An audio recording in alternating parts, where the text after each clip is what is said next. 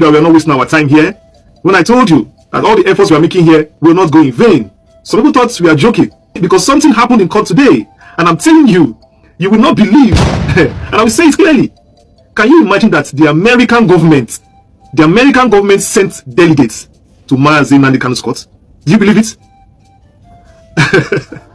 This is a huge victory for the campaign we have been doing on this channel, calling out people we are supposed to call out, because we have been calling out these governments, the UK, the US, and now the US has listened to us and has sent delegates to the courts.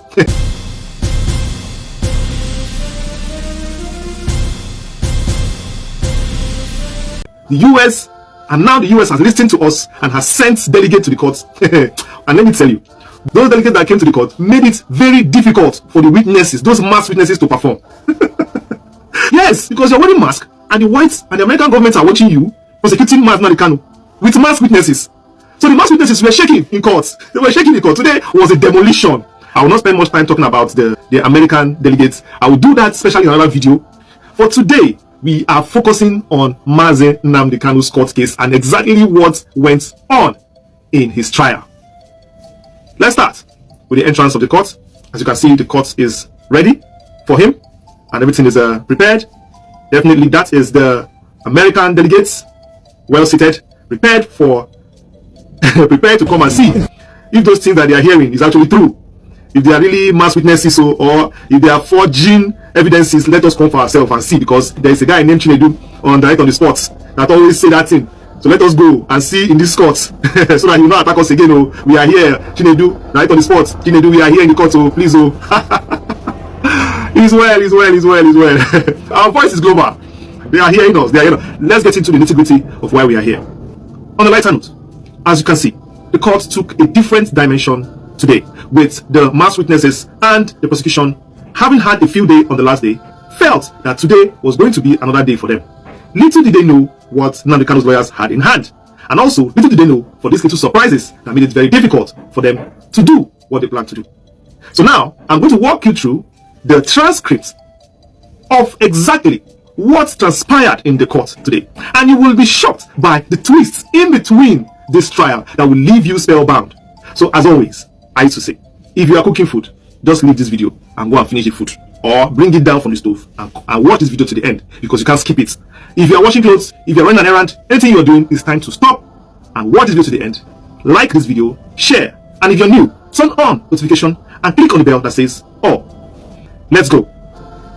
The court session began with both the prosecution and the defense teams introducing themselves. The presiding judge confirmed that the hearing would continue from where the cross-examination stopped during the last sitting, as the mass witness, had not yet completed his testimony.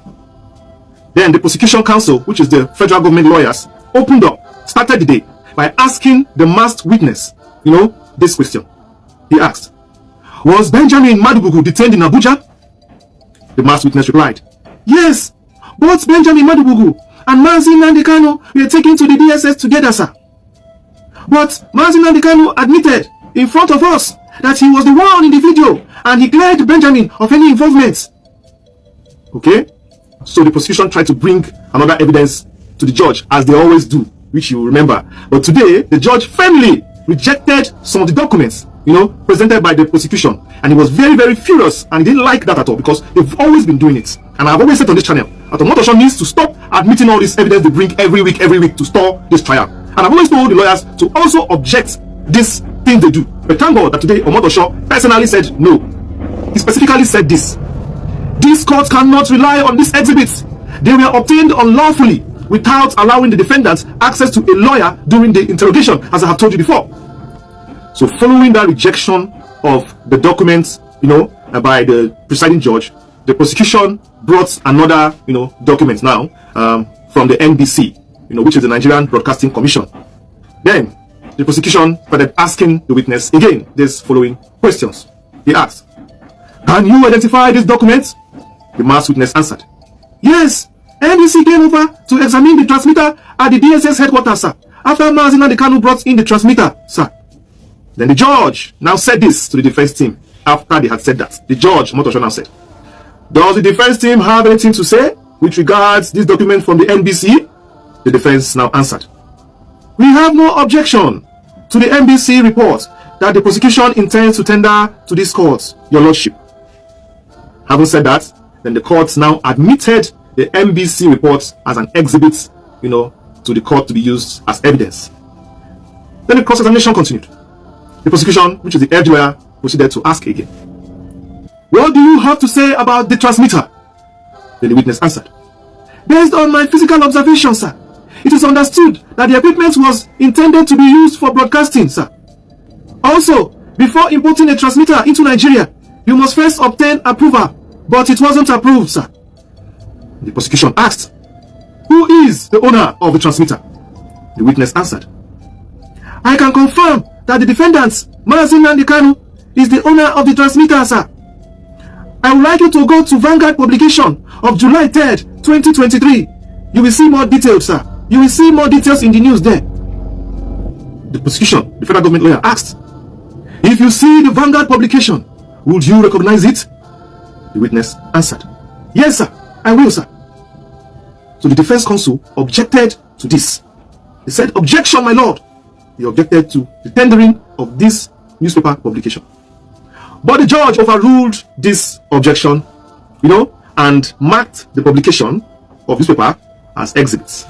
The judge said, "No, I am going to admit this evidence from the newspaper." Let's go on. Then the federal government lawyers asked again, "What do you think about the attack on the Owerri prison?" And the witness answered, "Nnamdi KANU authorized this prison break and attack." The prosecution asked again, "Can you please explain your role as a law enforcement officer?" Then the witness answered, "My responsibility, sir, is to gather information and report it to my boss. Some of my responsibility include raiding of camps, and I raided the ESN camp. During one of my raids, sir, I saw human bodies, sir, and I also saw ESN members eating human bodies."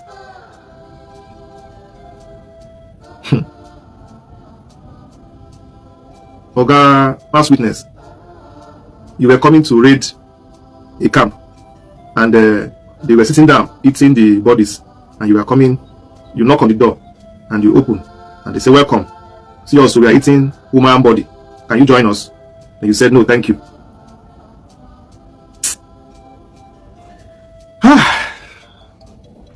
All this what you said there, I think it's just to impress those American delegates that came. He want to turn it to emotional blackmail. He want to sound emotional and portray Nnamdi KANU as a cannibal and destructive to win case. But unfortunately, you don't even know why they are there. They play. Let's go on. The prosecution asked, which is the federal government lawyers, asked him again, "Were you able to locate Onyami?" The witness answered, "No, sir. We have not found Onyami."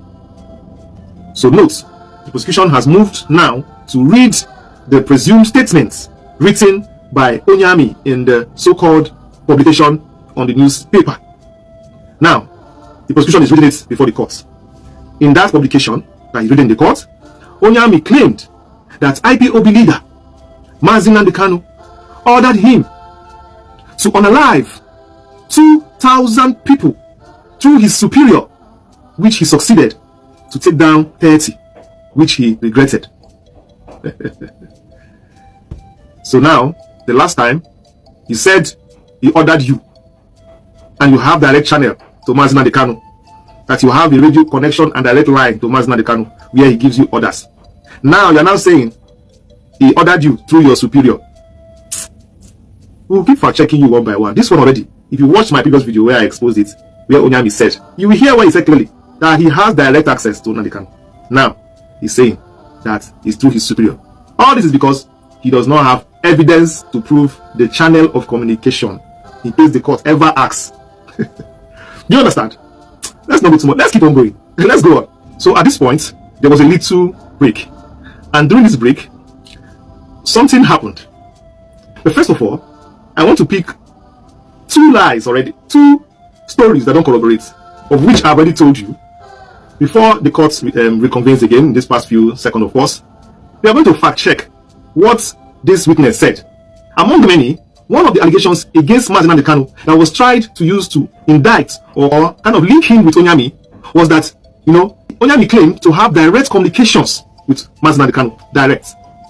Google the word direct. You know what it means.